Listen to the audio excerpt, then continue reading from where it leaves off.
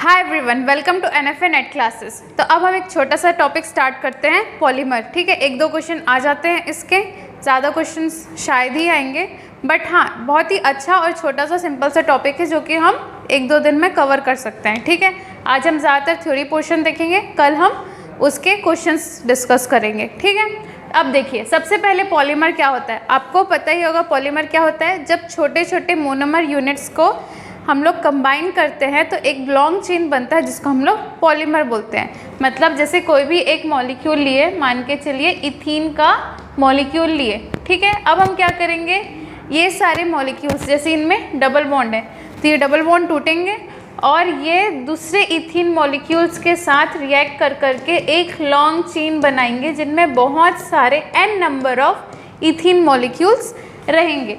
तो जब n number of एक कोई भी छोटा सा मॉलिक्यूल, एक या एक से ज़्यादा प्रकार का भी हो सकता है, वो क्या करते हैं, आपस में रिएक्ट करते हैं और एक लंबा सा चेन बनाते हैं, तब उनको हम लोग क्या बोलते हैं, पॉलीमर्स। ठीक है, अब जो छोटे छोटे यूनिट्स हैं उनको क्या बोलेंगे, मोनोमर। ठीक है, इस प्रोसेस को हम लोग बोलते हैं पॉलीमराइजेशन। अब हो सकता है कि एक ही जो भी प्रोडक्ट फॉर्म हुआ, ठीक है, उनमें हो सकता है कि 2 मॉलिक्यूल जुड़े हों, 3 मॉलिक्यूल जुड़े हों या उससे ज़्यादा मॉलिक्यूल जुड़े हों। ठीक है, तो अगर 2, 3 या 4 मॉलिक्यूल्स कंबाइन होते हैं किसी पॉलीमर में तो उस हिसाब से डाइमर, ट्राइमर, टेट्रामर एटसेट्रा हम उन्हें कहते हैं। ठीक है, अब कुछ पॉइंट्स हैं, कुछ वर्ड्स हैं जो हम लोग देख लेते हैं। पहला है क्या, आपका डिग्री ऑफ पॉलीमराइजेशन। ठीक है, डिग्री ऑफ पॉलीमराइजेशन n से डिनोट करते हैं। क्या होता है, किसी भी एक मोनोमर यूनिट का मास, मान के चलिए इथीन का मास m है। ठीक है, अब हम क्या करेंगे, इन मोनोमर यूनिट को हम लोग बहुत सारा जोड़ लिए, बहुत सारा जोड़ के एक कैपिटल M मास का पॉलीमर बना लिए। ये क्या है, आपका मोनोमर का मास और ये क्या है, पॉलीमर का मास। ठीक है, अब मान के चलो ये जो पॉलीमर बना है 5 मॉलिक्यूल ऑफ इथीन को जोड़ के बना है, तो 5 इंटू मास ऑफ इथीन करेंगे तो ये जो पॉलीमर है उसका मास आ जाएगा। तो जो भी ये वैल्यू है, ठीक है, इसको हम लोग क्या बोलते हैं, n या फिर डिग्री ऑफ पॉलीमराइजेशन। कैसे निकालते हैं, जो भी पॉलीमर का मॉलिक्यूलर मास है वो होता है n times mass of the monomer. Capital ये वाला मास ऑफ द मोनोमर है इसका मतलब। ठीक है,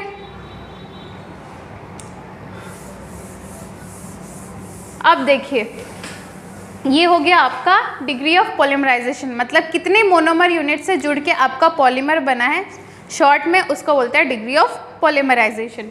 ठीक है, तो n क्या होता है, molecular mass of polymer divided by molecular mass of the monomer unit. ठीक है, पॉलीमर का जो भी मॉलिक्यूलर मास होगा उसको जो हम लोग मोनोमर यूनिट से डिवाइड करेंगे तो जो n वैल्यू आएगी इसको हम लोग बोलते हैं डिग्री ऑफ पॉलीमराइजेशन। ठीक है, अगर ये n वैल्यू ज़्यादा है तो हम लोग उनको बोलते हैं हाई पॉलीमर्स। ठीक है, हाई डिग्री ऑफ पॉलीमराइजेशन है, n का मतलब जैसे कि लैक्स में है। ठीक है, 10,000, 40,000, 50,000 लैक्स में जो एकदम ज़्यादा हाई वैल्यू है उनको हाई पॉलीमर बोलेंगे।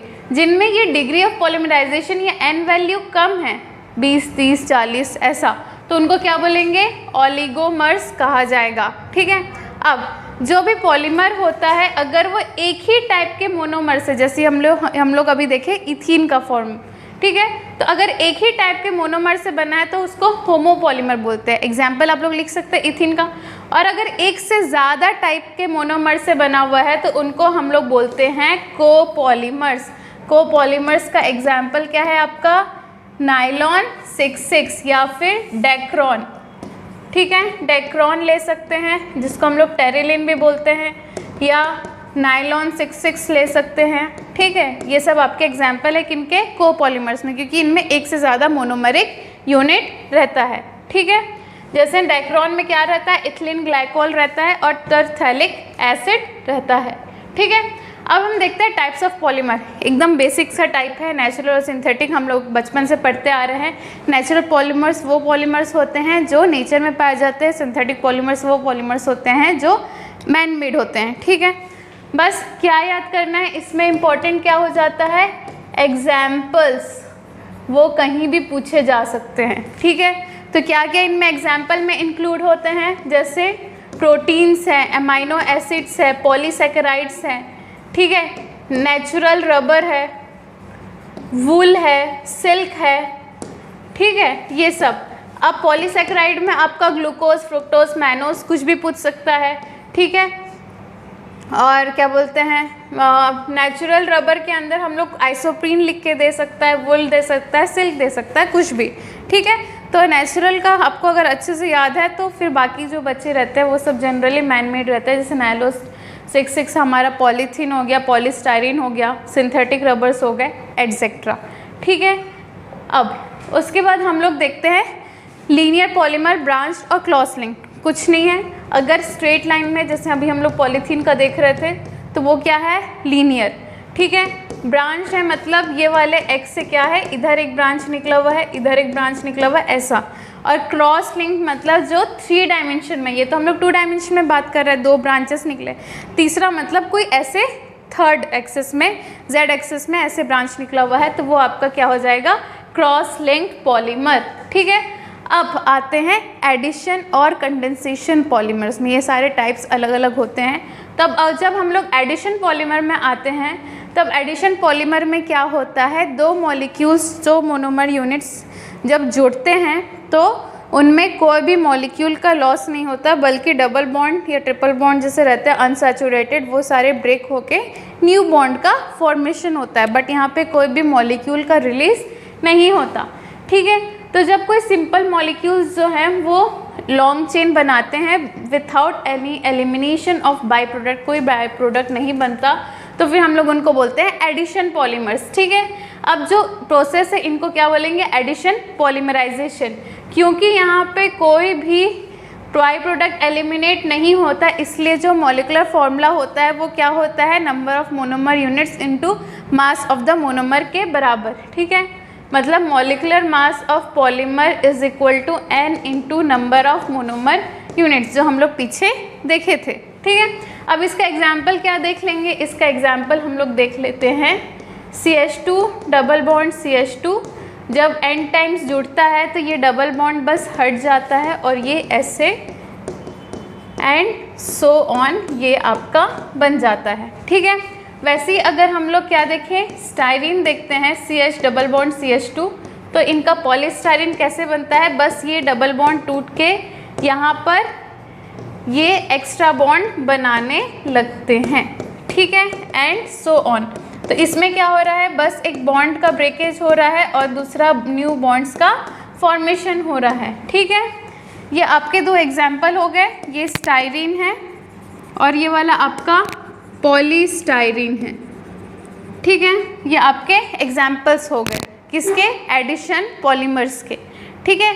अब नेक्स्ट देखते हैं कंडेंसेशन पॉलीमर्स, ठीक है। कंडेंसेशन पॉलीमर्स क्या होते हैं, जब कोई भी मोनोमर यूनिट में क्या है, एक्टिव फंक्शनल ग्रुप है, ठीक है। जब भी किसी मोनोमर यूनिट में आपके एक्टिव फंक्शनल ग्रुप रहते हैं तो फिर वो फंक्शनल ग्रुप क्या करते हैं, एक दूसरे से रिएक्ट कर जाते हैं, जिसके कारण कोई छोटा सा मॉलिक्यूल जो है वो बाहर निकल जाता है, जनरली H2O, और फिर वो बॉन्ड ब्रेक होके वो मॉलिक्यूल निकल जाता है, उसके जगह जो 2 बॉन्ड्स रहते हैं वो आपस में जुड़ जाते हैं, ठीक है। फॉर एग्जांपल नायलॉन 66, ठीक है, ये आपका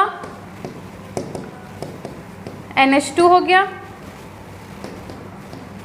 प्लस COOH CH2 4 टाइम्स, ये आपका एडिपिक एसिड हो गया, ठीक है।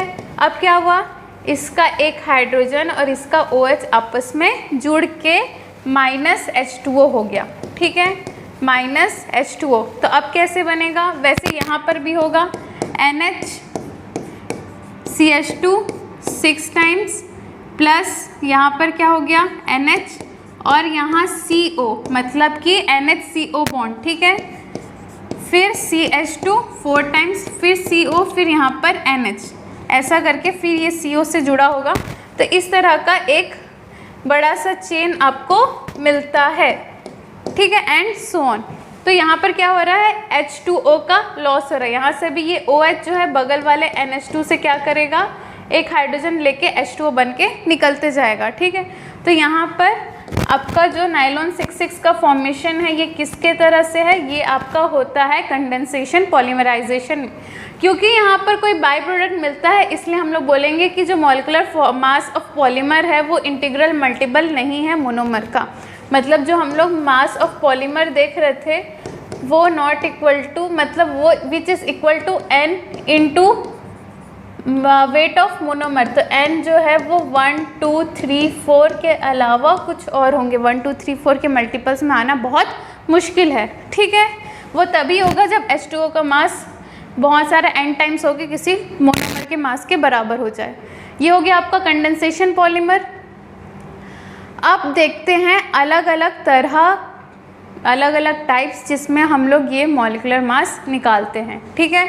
दो तरह के टाइप्स होते हैं, एक नंबर एवरेज मॉलिक्यूलर मास, एक मास एवरेज मॉलिक्यूलर मास, ठीक है। नंबर एवरेज मॉलिक्यूलर मास को MN करके भी लिखते हैं, ठीक है। जब हम लोग total molecular mass of all molecules को किससे डिवाइड करेंगे, total number of molecules. Average कैसे निकालते हैं, sum of all number divided by total number, ठीक है। तो यहाँ पे अलग अलग मोनोमर का मास दिया होगा तो पहले उनको इनटू करना पड़ेगा, उसके बाद एक पॉलीमर का टोटल मास। तो वैसे बहुत सारे पॉलीमर्स जो भी हैं उन सब का सम divided by total number of molecules करेंगे तो क्या आएगा हमारा एवरेज मॉलिक्यूलर मास, ठीक है। मान के चलो N1 मॉलिक्यूल्स के पास M1 मास है, ठीक है, N2 मॉलिक्यूल्स के M2 मास है और N3 मॉलिक्यूल्स का M3 मास है एंड सो ऑन, ठीक है। तो अब क्या होगा, N1 मॉलिक्यूल्स का टोटल मास क्या होगा, N1 M1, ठीक है। N1 मतलब छोटे छोटे मोनोमर्स हैं, इनको किससे इंटू किए, हर एक मोनोमर के मास से, ठीक है। तो इनका मास आ गया, वैसे ही N2 M2 आ गया, वैसे ही N3 M3 आ गया, ठीक है। तो अब क्या होगा, अब आपका जो भी सम होगा, ठीक है,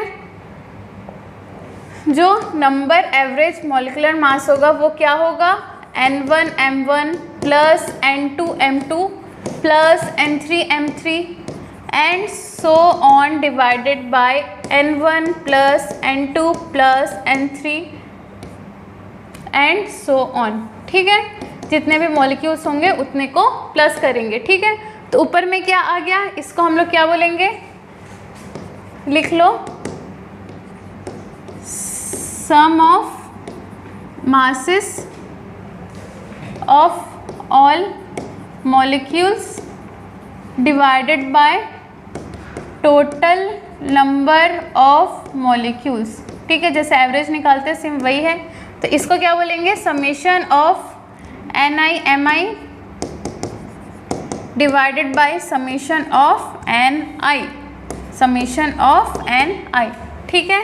ये आपका हो जाएगा, ये क्या है, MN जितने भी मॉलिक्यूलर मासेस है पॉलीमर का उसका sum divided by total number of molecules which is equal to आपका ये।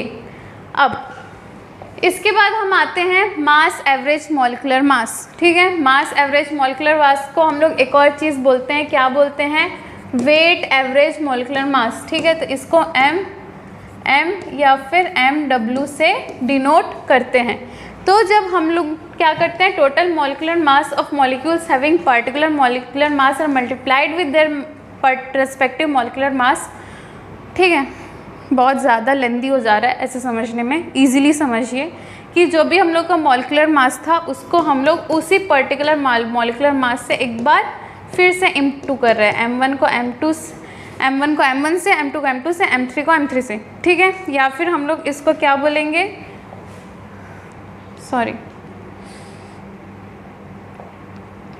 या फिर हम लोग इसको क्या बोलेंगे,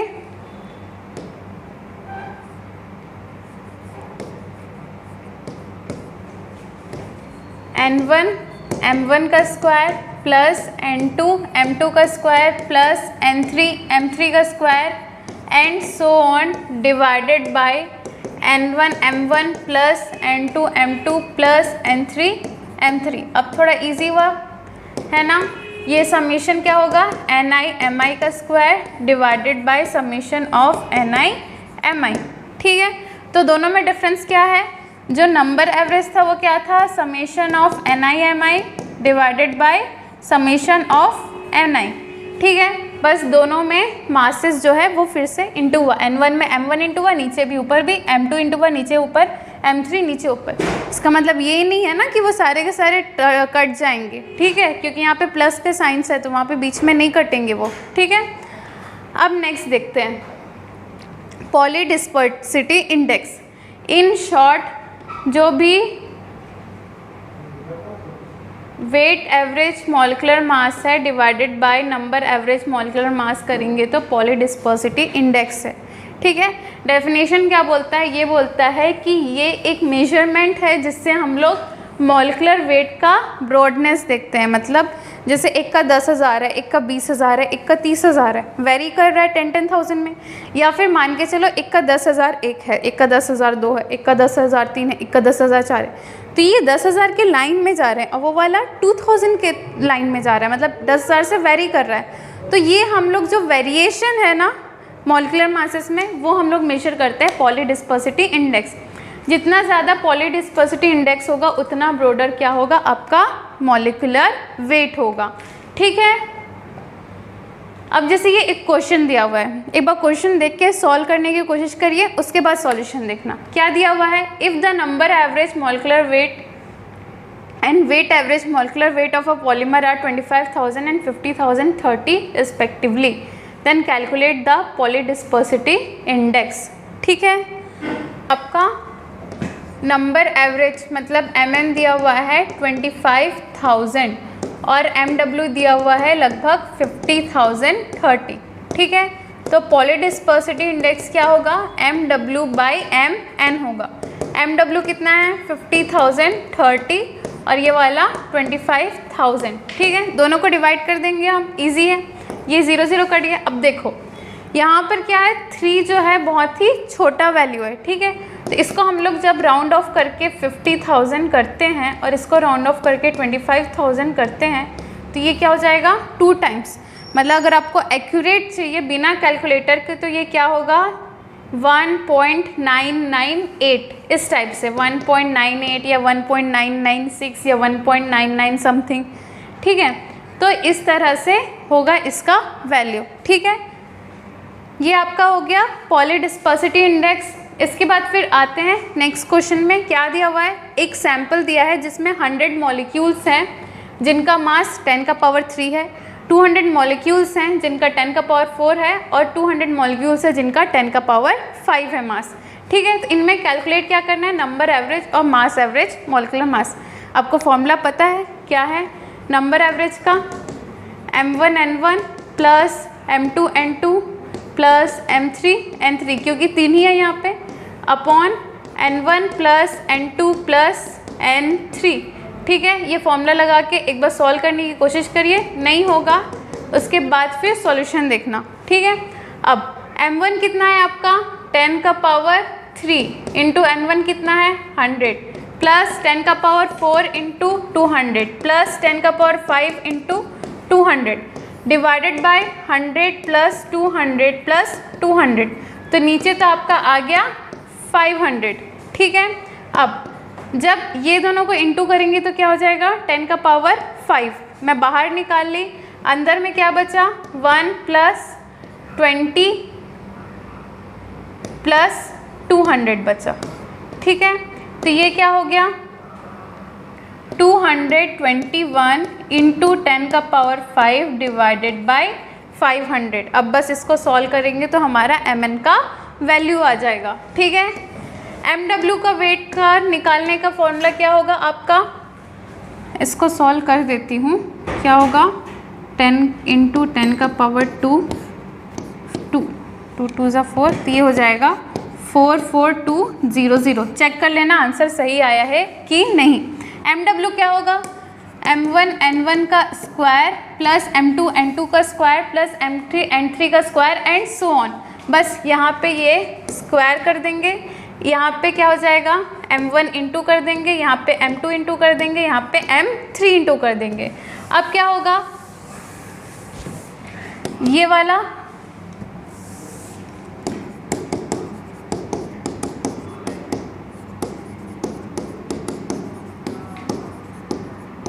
ठीक है, तो n1 मतलब 100 इंटू 10 का पावर 3 है तो उसका स्क्वायर करेंगे 10 का पावर 6 हो जाएगा।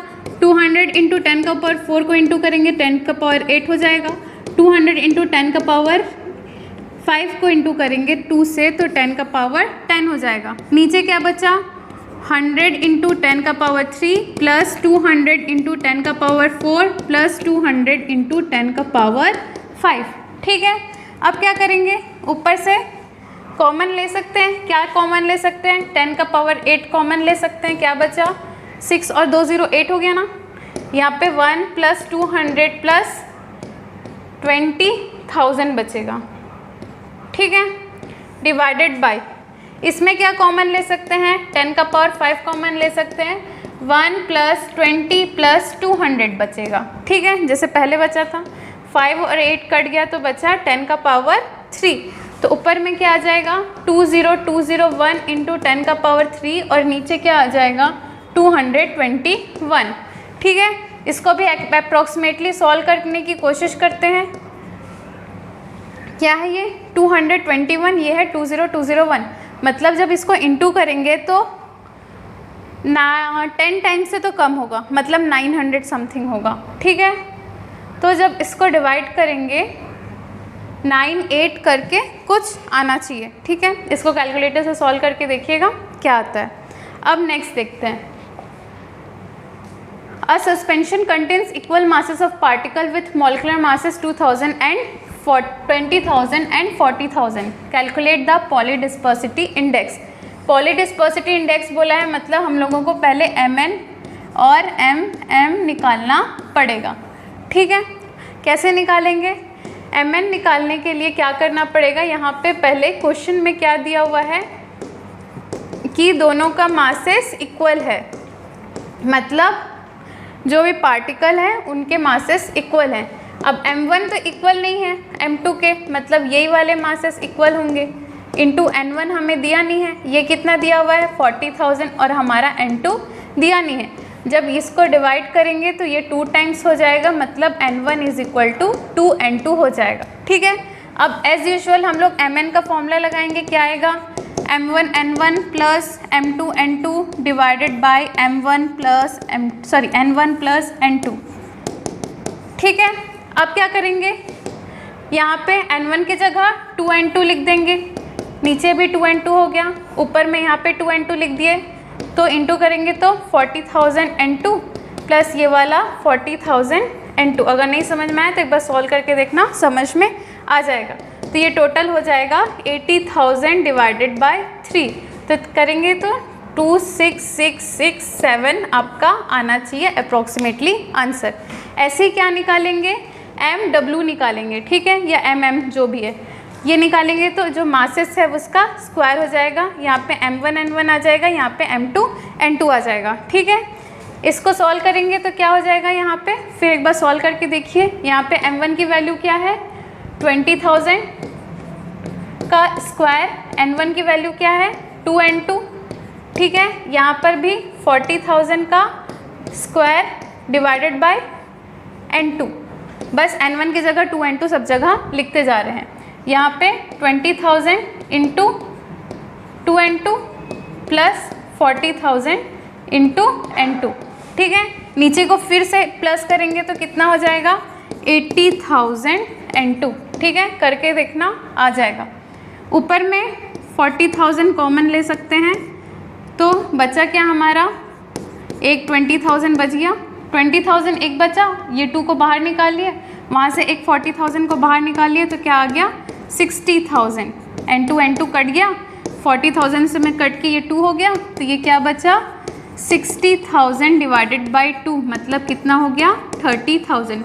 अब दोनों को डिवाइड करेंगे तो हमारा पॉलीडिस्पर्सिटी इंडेक्स आ जाएगा। ठीक है, तो ये आपका पॉलीडिस्पर्सिटी इंडेक्स वगैरह यहाँ तक पोर्शन कंप्लीट होगा। पॉलीडिस्पर्सिटी इंडेक्स बहुत अच्छे से करना क्योंकि ये इंपॉर्टेंट है, इसके क्वेश्चन आपके नेट सेट गेट सब में आ सकते हैं। ठीक है, पॉलीमर से ज़्यादातर इसी के क्वेश्चन पूछते हैं, कुछ एग्जाम्पल वाले क्वेश्चन अगर वो चाहे तो पूछ सकते हैं पॉलीमर से रिलेटेड।